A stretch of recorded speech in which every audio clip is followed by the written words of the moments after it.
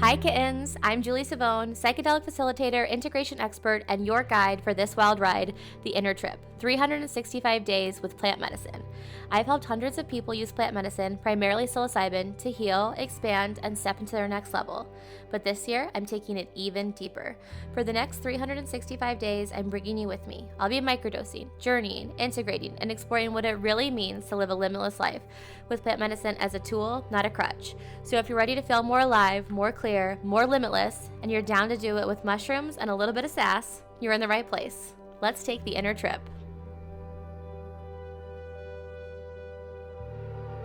Hello, kittens. I am super excited to share my intention with you today because it is something that I hear resoundingly. Questions in the DMs. I hear from new clients. This is something that I really want to work on. People are super interested in learning more about what this is, how to use it, really how it works, and that is your intuition, right? What is your intuition? What's the difference between intuition and fear?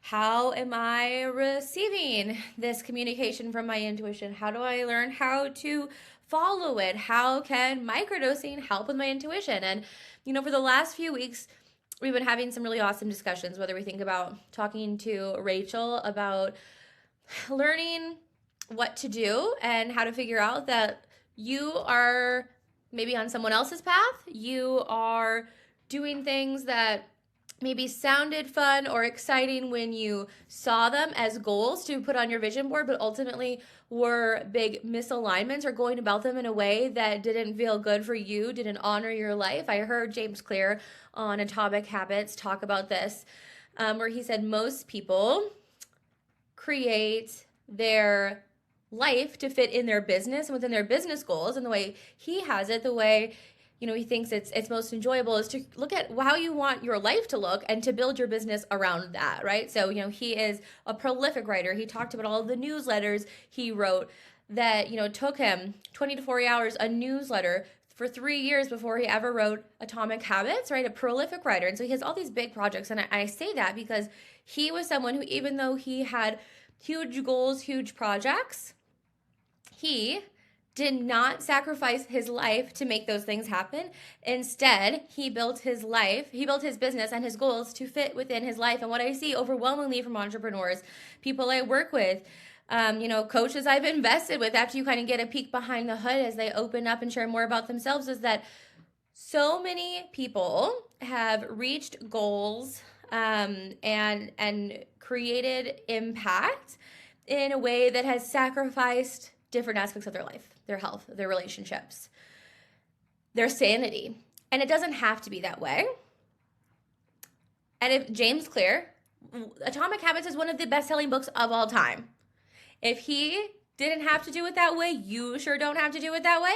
And it is really a life-first approach, right? So that was looking at the conversation with Rachel, and last week, recognizing maybe for the first time that these things that you are doing, whether it be shutting down, running away, fawning, fighting, right? Continuing to work, to push harder, to maybe literally even fighting, creating snippy little arguments in your life when things start to feel off or awry.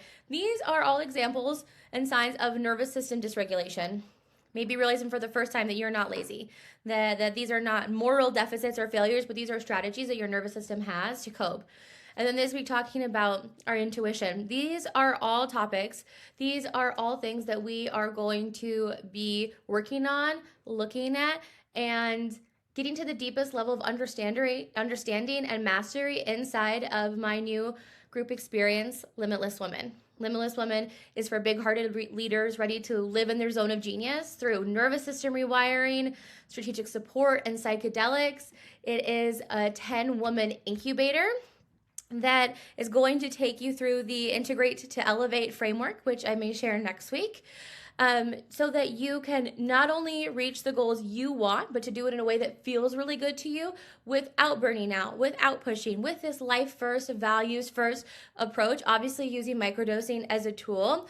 And then really after mastering that, getting into living in your highest self, living in your zone of genius, using your intuition, not as like a cool party trick. I think everyone has a story or has heard a story of, oh, my intuition, I followed it this time and then this magical thing happened. That doesn't have to be a one-off or a cool story that you share at a party. That can literally be the way that your life works. When you develop a really good understanding and strong relationship with honoring your intuition and learning how to listen to it and discern between that and fear. There's also some really awesome aspects of the program, like a community service project that we're all going to do.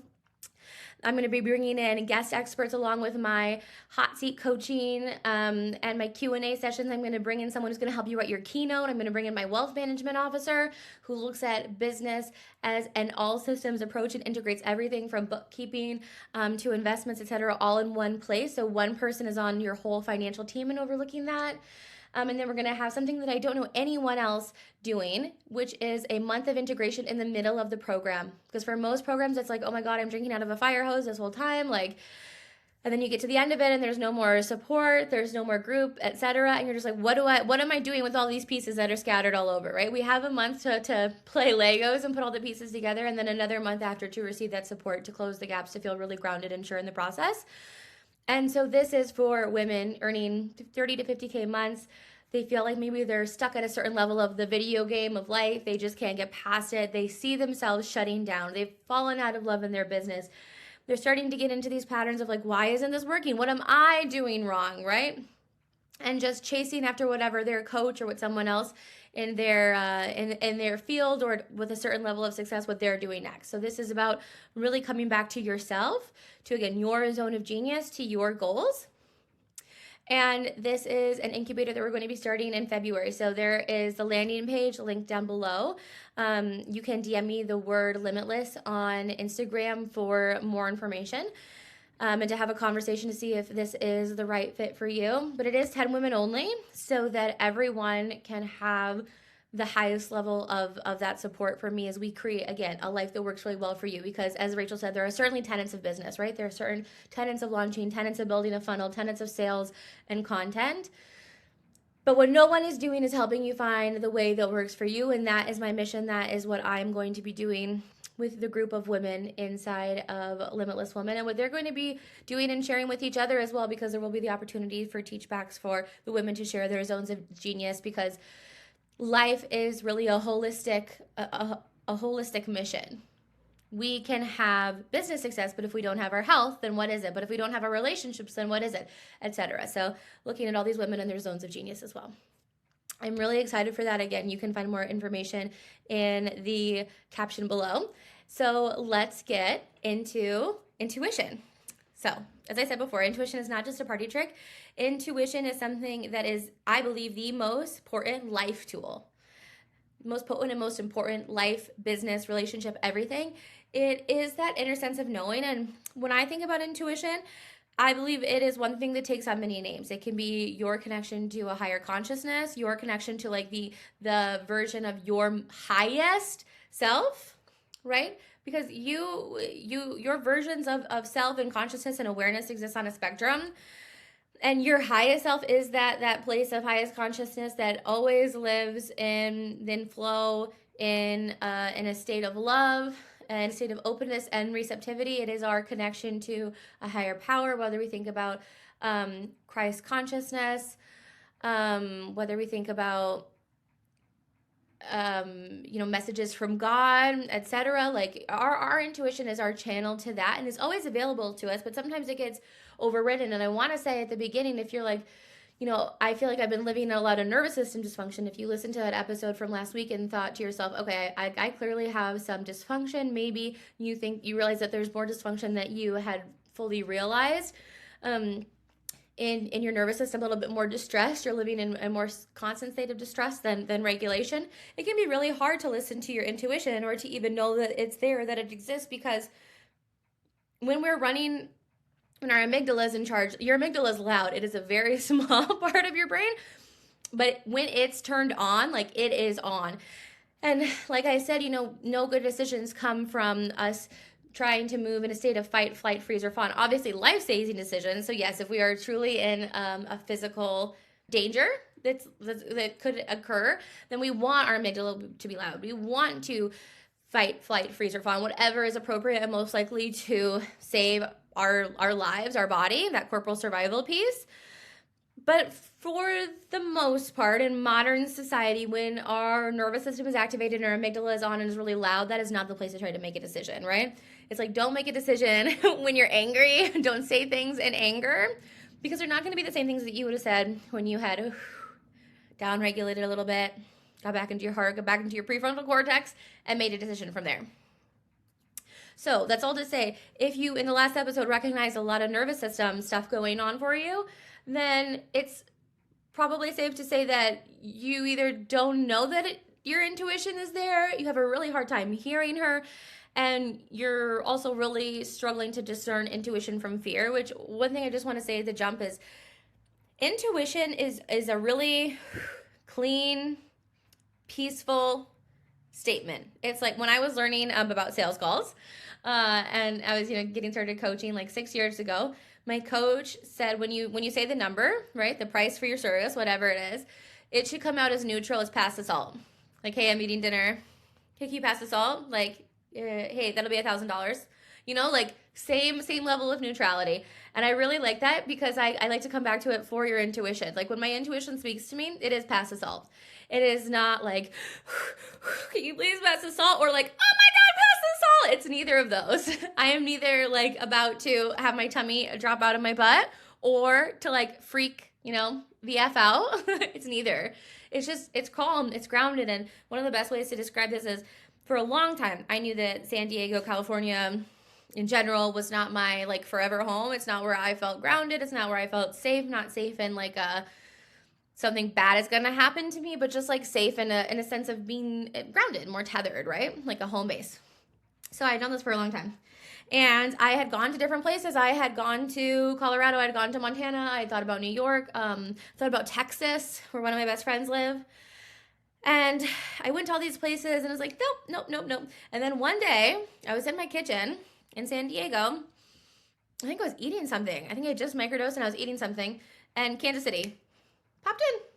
Kansas City passed salt. There was nothing around. And it was one of those things, I didn't have to then go test out Kansas City. Well, part of it was because I'd already lived here in Kansas City when I was doing an internship in law school. But it was a very neutral, just like drop in. So if you're feeling like really high or low in a message, that ain't it. That's not your intuition. That's fear. That's fear, or that's like the ego getting in the way. So if you feel like you're not really sure what it sounds like, you're confused about whether it's your intuition or not, know that it's not the super high or the super low.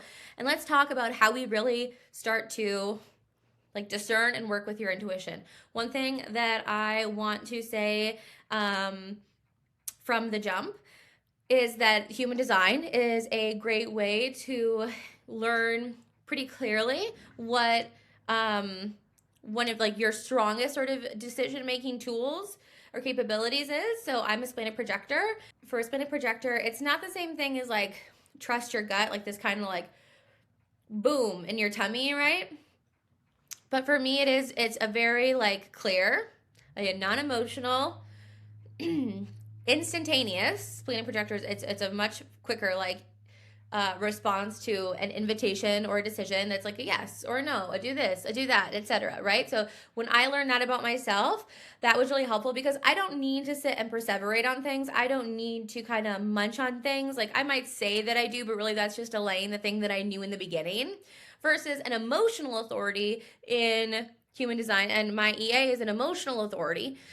And so she needs to like ride this wave of like, how does she feel about something? Because how she feels at like an hour out from the invitation or whatever the decision is going to feel different than 4 hours out. And it's ultimately like, who knows what it's going to be 24 hours out when all of the emotions have settled. So for her, it's more like an ice cream shop where you're thinking about, okay, do I want this flavor? Do I want that flavor? Do I want this flavor? And so she tried all the different flavors, and then she still comes back around and figures out what it is later.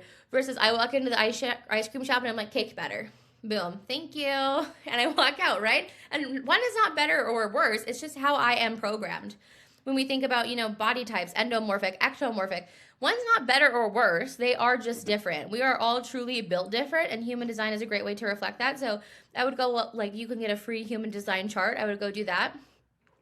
then I also think your intuition is can communicate with you through all of your senses. So you can communicate through, seeing, right? People who have very visual dreams that they remember hearing. Maybe there's a certain song lyric or a phrase that keeps popping up again and again and again for you, by feeling. And I oftentimes find that for me, feeling is one of my strongest channels in intuition, simply because it's very linked up to my design in human design of being a somatic projector, of just like, oh, there it is. Literally, it's very subtle. It's like, oh, there it is. Just like it's not a gut punch. It's a very subtle feeling. It can come through smelling. It can come through taste. I have this bitterness in my mouth. I have this bitter taste. Okay, that's interesting. That's your intuition, right? Communicating that something isn't for you, or it can just be a knowing, right? Of like, oh, it popped in there too. So for me, the knowing and the feeling get very close, because sometimes it is like a little warm, like, ooh, that's nice. And sometimes it is just in my head of a yes, of a no. So all different ways that you can identify, right, your strongest channels. I have a quiz that I have my clients go through, and they take the quiz and it tells them basically their strengths in each channel as it exists today, right? And what I always tell people is your intuition can and does communicate with you through all of these channels, but you probably have one or a few channels that are really strong, where these are kind of like your go-to channels. And so after they take the quiz, there's also this resource that they receive to, it's like, okay, so how do I keep strengthening all of these different channels? Even if you don't have a particularly strong clairgustance, which is like smelling, right? They're all in French. Clear, smelling, intuition through that way. There are things that you can do to strengthen that particular that particular channel with your intuition. There's different ways to work with your intuition. And then from there, once you understand, like, how am I receiving downloads from my intuition, it's really about moving into, okay, so how can I strengthen the relationship that I have with my intuition? Because for many of us, we have been taught to prioritize and focus on and give more preference to rational modes of conclusions and thinking. So, 2 + 2 = 4. Okay, show me the math. Oh, okay, yep, you're right. Versus like, oh, how do you know that? I don't know, I just do. Right? It was just something that popped into my head. That is not giving the same weight or credence in Western modern society as other forms of decision making and of reaching conclusions. So because it's not preferenced, we have oftentimes overridden it, often to our detriment. And so it's kind of like that girl who gets a boyfriend and then she ignores her friends, and then her and her boyfriend break up, and she comes back to her friends and they're like, hey, good to see you, but like, where the fuck have you been? You didn't care about us when you had the boyfriend. And there's a little bit of an icy unfreezing process that naturally comes because your friend has felt abandoned by you because you did abandon her for your boyfriend. In this example, logical, evidence-based decision-making is the boyfriend, and your intuition are your girlfriends, and it's going to take a second for your intuition to warm up to you after you have ignored her. Some great ways to start that process are really starting small. One of my favorite things to do is to go to the grocery store, and you see all the produce. You see lemons, cucumbers, tomatoes, and to ask yourself, which lemon or lemons do I want? And to follow through. To take the lemons that your intuition, through whatever form of communication, is instructing you to do. Which avocados would be best for me? Following through that way. What I'm demonstrating here is a really low stakes way of asking your intuition a question, getting an answer, following through. It's also kind of like you come to a friend with a problem about maybe your boyfriend time and time again, and your friend says, okay, well, here's my opinion. Here's what I would do. Like, you're asking, I'm telling, blah, blah, blah. You never do the thing. I think we've all both been the person asking the question and been the person giving our opinion. Eventually, your friend's going to be like, no, this is literally not worth my time because it never goes anywhere. You don't do anything. So I think about this. I give you a thoughtful answer. You don't follow through on it. And then I end up looking like the asshole because you probably do actually the opposite of whatever I say. So we want to do this in a low stakes way. We want to follow through. We want to do something where it feels safe following through. Because if you have little to no relationship with your intuition, you go to a car lot and you're like, which car do I want to buy? You give $90,000 to a dealer and then it's like, I don't like this car. Well, babe, you kind of set your intuition up to fail too, right? Like, you guys don't have a good relationship. It's a two-way thing. You both have to contribute to it. And so starting off in these low stakes ways, building it in that way. One really fun thing to do that I do sometimes, I encourage clients to do, is having an entirely intuitively led day. Like from the moment you wake up, what would feel best for me right now? What would I absolutely love to do? Going and doing that. Like at any time you're like, okay, I think I'm ready for the next thing, or like maybe I should keep going with this, checking in, asking your intuition. Do I stick with this for a little bit? Do I move on to the next thing? What is the next thing? And just continuing to like let it be okay with whatever. Not trying to engineer the day or orchestrate the day or think like, oh no, I really need to, go to the DMV. Of course, if you give yourself a day where like you can have that like lack of pressure, right? If there are things that you truly need to do that day, then like that is not the day to do this practice, do this work. Letting it be fun, letting it be easy. And here's the thing, once we can do it with the lemons and the avocados at the store, we can do it with major life decisions like moving across the country. I had another business that I was going to open last year that I was really focused on at the beginning of 2025. And I was following through. I was doing all these things. I mean, there were business plans, meetings with bankers. I was looking at properties. I was acquiring the technology that I needed for the business. All of these things, right, that were happening. And there were also started to be all these roadblocks. And I was continually checking in with myself. Is this a push or a pivot? Do I push through this roadblock or do I pivot to something else? And eventually it became we are no longer going to be pursuing this venture. A big part because I didn't think I could show up 100% in this business, doing this work that I love so much, that is so powerful. And when I got there, I realized that had I not pursued this other business, had I not moved to Kansas City, this whole other, list of amazing things that happened to me in my life would have also not occurred. There were huge moves in my personal life, huge windfalls in my personal life that would not occurred had I not pursued that business and moved to Kansas City and just followed my intuition on that. So I think some people can look at it and be like, oh, well, that was a failure. She failed. The thing that her intuition told her to do didn't actually occur. And it didn't. But what did happen was way better than I could have even imagined. So that's the thing. A lot of times these things are vehicles. Even relationships, right? Even everything is a lesson if you're willing for it to be a lesson. Even relationships for people that didn't make sense, or I don't know why you would date that person or date them again, right? It's all taught me something super valuable that has allowed me to be where I am in this moment, which is ultimately a really great freaking place to be. So this doesn't just show up, and it does show up in my business, right? Of okay, where do I want to go with this? How do I want to execute this launch? What is a piece of content that my ideal client really needs to hear right now today?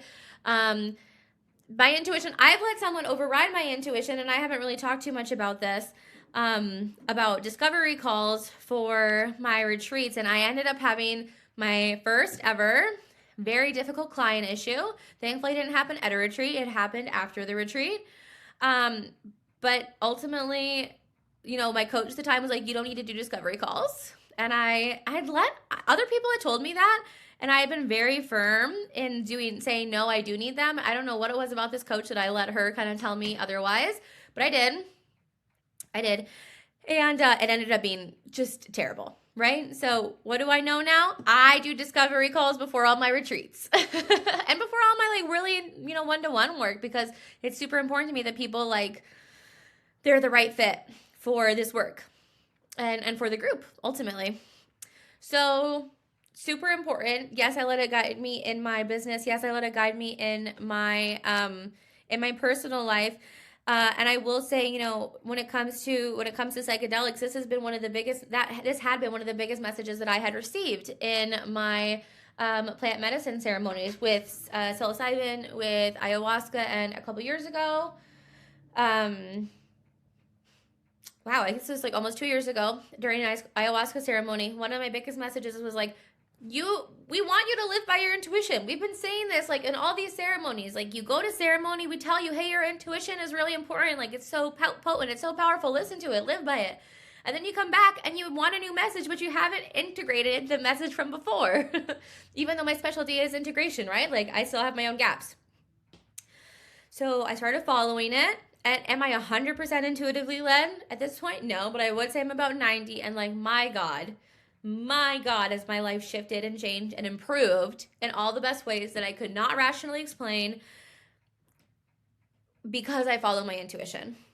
So psychedelics will tell you to listen to your intuition, but also psychedelics through helping you regulate your nervous system can clear away that, anxious racing mind that we see in amygdala activation, and then allow you to connect with your intuition in a clearer way. And I do believe that these plant medicines, they have their own sentience. The mushrooms are connected by a mycelium network underground. A mushroom is actually the biggest living thing on this planet. When we look at the mycelium network, I believe it's up in Washington or in British Columbia. It's like 2 miles in radius or diameter. And so, we think about like a higher state of consciousness. We think about, a universal intelligence. I do feel like that when we intentionally, with reverence, take plant medicine, we are connecting with a higher sort of order consciousness. And that is allowing us to tap even deeper into our intuition. So, thank you so much, friends. I would love for you today, for your integration, for you to, one of the easiest, fastest, it's going to give you such a good ROI is just go look at your human design if you don't already know it, and look for your authority, right? Like a splenic projector, maybe you're an emotional authority, a manifesting generator. This is going to be, I want to tell you exactly what it is because I'm missing the word right now. It is your authority. Okay, I was using the right word. I didn't want to be telling you the wrong word. It is your authority. And so find your authority that's going to help you identify which way your intuition is communicating with you. And if you already know that, I would invite you to engage in more low stakes play of asking your intuition again about the produce or what to order off the menu, and just allowing yourself to be led in that way without so much overthinking, right? Because this really isn't a thinking, it is more of an instantaneous or a feeling process. And if this has sparked something for you, this is something I want to learn more of. I know this is something I've maxed out my rational decision making and thinking, and I'm ready to go about this in a different way, to try something new, to put on a different shirt, a different hat in my business, in my life, and I want to explore this way.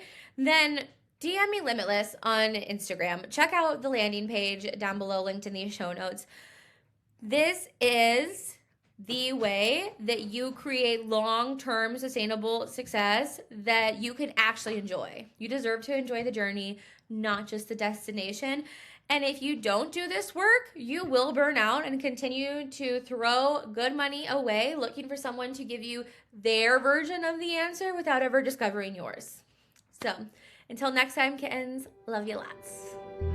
That's the end of today's trip. But remember, the real magic has always been inside of you. If this episode landed, send it to a friend who's ready to step into their next level. And make sure you're following the show so you never miss a dose. I'll be back again soon with another day on the path to your most limitless life. And until then, trust yourself, follow your intuition, and keep asking, how good can it get?